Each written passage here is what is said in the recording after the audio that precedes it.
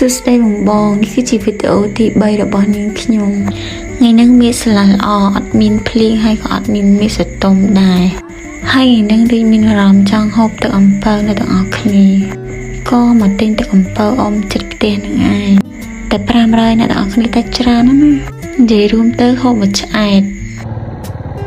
បន្តមកក៏ជិះម៉ូតូដល់ទៅរកបេះក្តឹម7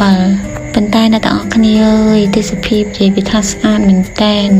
ឯមេឃវិញណាក្តៅក៏អត់ក្តៅមេឃបែរសតុំហើយត្រជាក់មែនតែនឥឡូវដល់ដើម7ហើយនិយាយថាពីផ្លែអើយផ្លែហើយខ្ចីល្អមែនតែនខ្ចីអញ្ចឹងហើយបើបានញ៉ាំមួយអំបិលហើយនៅផកទៀតតែឆ្ងាញ់មកពេលជិះម៉ូតូមកផ្ទះវិញក៏ជួបនឹងដើមតបែមួយដើមកុំឃើញរូបរាងអញ្ចឹងតែធម្មជាតិពិតណា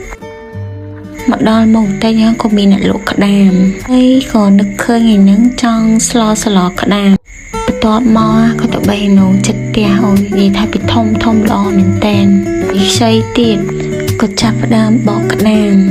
ហើយមកនិយាយពីសបកវិញនិយាយថាពីខ្លាញ់ក្តាមខែនេះល្អណាស់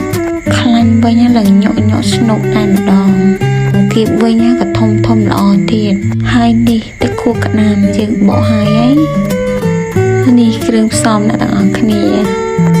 មានបន្លែយើងលាយចូលគ្នាបន្តិចទៅត្រីបន្តិចនិយាយរួមទៅយើងដាក់បន្តិចចឹងណាហើយនេះខ្វះអត់បានគឺអំបិលនិយាយរួមទៅសម្រាប់ស្លមួយមុខនេះបើខ្វះអំបិលហើយស្លអត់ជូរគឺអត់ឆ្ងាញ់ទេតោះតែស្លឲ្យជូរដាច់បានស្លនឹងឆ្ងាញ់តែបើស្លរបៀបអត់ជូរ